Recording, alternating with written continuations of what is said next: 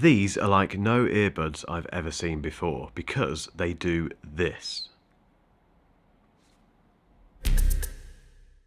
These are the JBL Tour Pro 2, and firstly, a bit of an apology because they're not a new pair of earbuds. They've been out quite a while, there's been loads of reviews about them already, and I've been very quiet on the matter. The reason for that is because I only got them relatively recently. Now, I could stand here and say it's not my fault, it's down to whoever, which it kind of is, but I'm not going to do that. I'm just going to say sorry, but I want to give you my opinion on them now. And trust me, this won't happen again. I've reviewed loads of earbuds on this channel, but I've never reviewed a pair that have a case that has a screen on it with my name on it as well. Thank you, JBL, by the way. But what you're probably wondering is it gimmicky? And who cares about the case? What do these things sound like? They are made by JBL, which should be very good news indeed, because JBL really knows what it's doing when it comes to sound. Let's get into it. I'm gonna go to London now because, well, let's make this video as interesting as it can be. Let's find out if they're worth the money.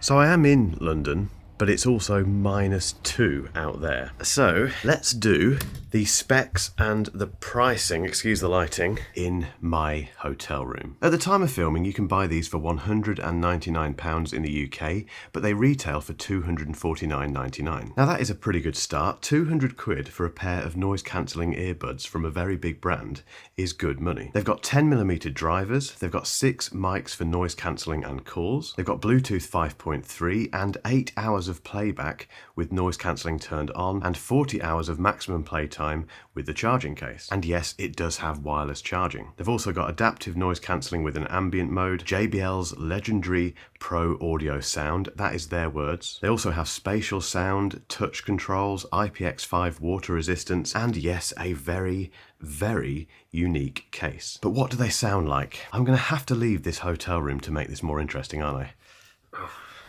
So I'm quite a big fan of JBL's legendary Pro audio sound because I used it in the Pro audio field many years ago. Basically, these guys know what they're doing. They really know their sound, and the good news is it translates very well down to a pair of earbuds. These things sound fantastic. They're lively, they're full-bodied, they cope with most types of music really well, and the most important thing is they sound exciting. One of my favourite new test tracks is Lenny Kravitz's TK421. Brilliant Star Wars reference, by the way. But that is a great example of how good these buds can sound. Put that track on and you are immediately transported to the front row. One of my only complaints about the sound really is that they can be a bit bright. I think for some people the out-of-the-box listening experience will be a little bit harsh. But you can fix that with EQ, obviously, and there is a very good app from JBL to help you do that. The app also has a personalised listening experience, so you can set something up called Personify,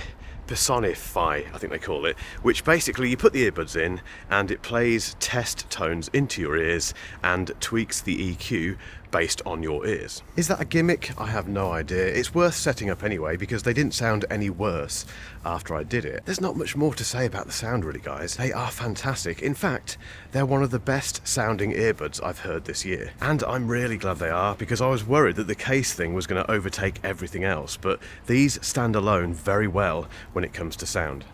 When it comes to noise cancelling, they're okay. I mean, noise cancelling is a tricky subject these days because AirPods Pro 2, and the Bose Quiet Comfort Ultra are industry leaders, and once you've heard them, everything else sounds a little bit worse. But the Tour Pro 2 do cut out the sound pretty well in most scenarios, whether you're in a coffee shop or if you're running or if you're at home and need to block out the family. They're still not up there with the best, so don't expect miracles. And when it comes to the pass-through mode, where you can hear yourself and you can let the outside world in, that's not great. It's just muffled and you can't really hear yourself properly, which means the JBL Tour Pro 2 aren't fantastic for taking telephone calls. And yes, I am walking around an indoor market trying to warm up. I'm gonna have to go outside again, aren't I?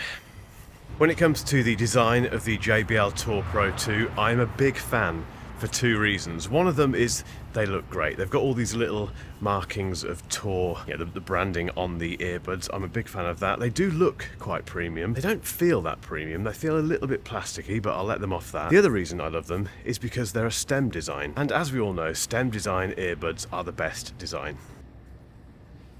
They're comfortable to wear for long periods of time. They do have the auto play pause feature, so when you take them out of your ears, they stop playing, and when you put them back in, they carry on playing. They've got touch controls, which are okay. They're not too in the way. You don't kind of press them by mistake too much. I do wish that other stem designs like the JBL Tour Pro 2 would follow the AirPods Pro 2 lead and have the kind of squeezy thing to instigate stuff. But the only thing I did notice is that they're a little bit difficult to get in and out of the case. There's just something about the way they sit in the case that makes it a little bit fiddly. But that does bring me on to the case. So JBL calls it the smart case, and the idea is that it takes you away from your phone, so it moves a bunch of features from your phone to your earbuds case to stop you taking your phone out of your pocket.